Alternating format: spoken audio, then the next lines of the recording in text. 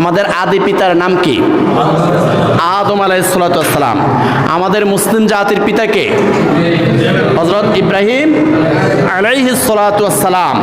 আমাদের যে রূহানি পিতা ওনার নাম কি? মুহাম্মদুর রাসূলুল্লাহ সাল্লাল্লাহু আলাইহি ওয়াসাল্লাম।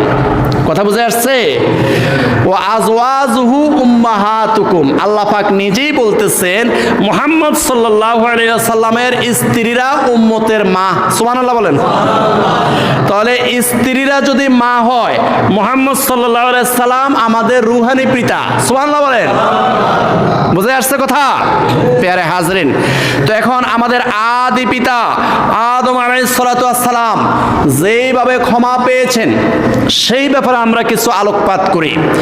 আল্লাহ পাক রব্বুল আলামিন বলেন, কুলনা হাবিতু মিনহা জামিআ ফাইম্মা ইয়াতিয়ান্নাকুম মিন্নি হুদান ফামান তাবিআ হুদায়া ফালা খাউফুন আলাইহিম ওয়ালা হুম ইয়াহজানুন।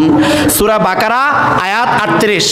সূরা বাকারা আয়াত 38। আল্লাহ রাব্বুল আলামিন বলেন, কুলনা হাবিতু মিনহা জামিআ, ও আদম ও হাওয়া আলাইহিমাস সালাম, তোমরা এই জান্নাত থেকে বের হয়ে যাও।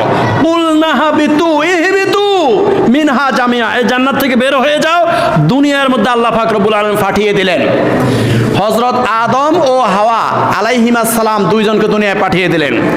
ফাইম্মা ইয়াতিয়ান্নাকুম মিন্নি হুদান, এবার আদম ও হাওয়া আলাইহিমাস সালাম এই দুইজনকে আল্লাহ পাক রব্বুল আলামিন বলতেছেন, এই শোনো, ভালো করে শোনো, তোমাদের মধ্য থেকে lakh lakh crore crore million billion trillion অক্টালিয়ন সন্তান হবে। সুবহানাল্লাহ বলেন। অনেক সন্তান হবে। শোনো, ভালো করে শোনো। ফাইম্মা ইয়াতিয়ান্নাকুম মিন্নি হুদান, তোমাদেরকে যে এই জান্নাত থেকে তোমাদেরকে দুনিয়ায় পাঠিয়ে দিলাম। ফাইম্মা ইয়াতিয়ান্নাকুম মিন্নি হুদান, আমার পক্ষ থেকে হেদায়েত যাবে। তাওরাত, জাবুর, ইনজিল, কোরআন সহ 104 খানা কিতাব দুনিয়ার মধ্যে যাবে। 1,24,000 নবী এই পৃথিবীতে আসবে। ফাইম্মা ইয়াতিয়ান্নাকুম মিন্নি হুদান, এই হেদায়েত তোমার সন্তানদের কাছে যাবে।